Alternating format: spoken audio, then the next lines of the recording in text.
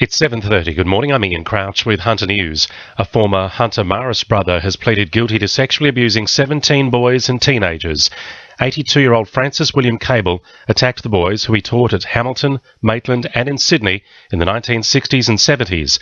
The Herald reports his victims cried with relief and outrage when the guilty pleas were confirmed.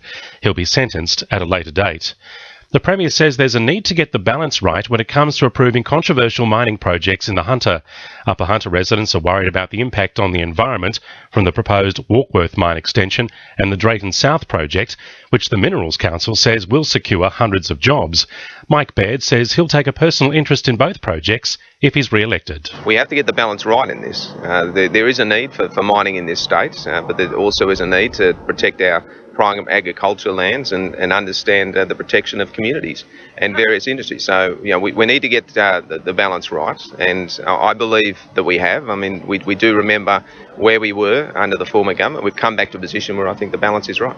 About 130 workers at Newcastle shipbuilder Forjax have been made redundant in the past 2 days due to a downturn in the industry. Unions say it's more than 20% of the workforce. Some workers who've been made redundant say it's the end of shipbuilding in Newcastle, and by the end of the year, there'll be nothing left.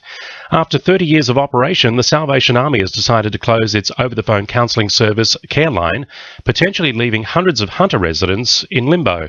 Services will cease on June 30th, with customers being referred to other counselling programs.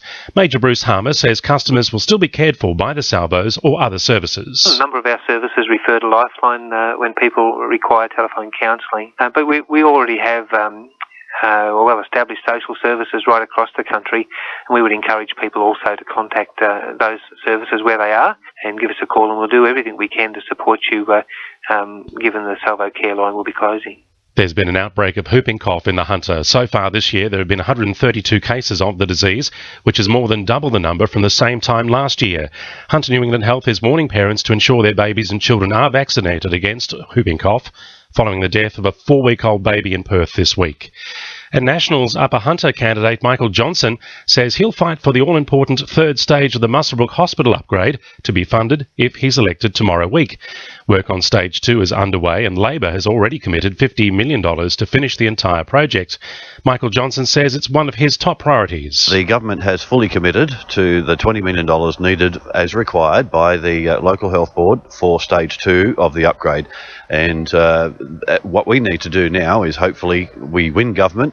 Hopefully, from my perspective, in the Upper Hunter's perspective, I win the seat of Upper Hunter, and then I'll be in a position then to be able to fight for the final third stage $15 million. Now with sport, Iona McNabb. Knights golden boy Sione Matautia has revealed he intends to be a one-club player for the duration of his career. Matautia and his 2 older brothers severed ties with family friend and longtime manager Chris Haddad in order to sign a new 3-year contract with the club yesterday. The 18-year-old believes he will always have a strong bond with Newcastle and the Knights. The Jets have announced their support for the humanitarian response to Tropical Cyclone Pam in Vanuatu. Midfielder Mitch Cooper, born in the island's capital, and his mother Annie are arranging a shipment of donations including clothing and kitchenware to be sent to those affected by the natural disaster.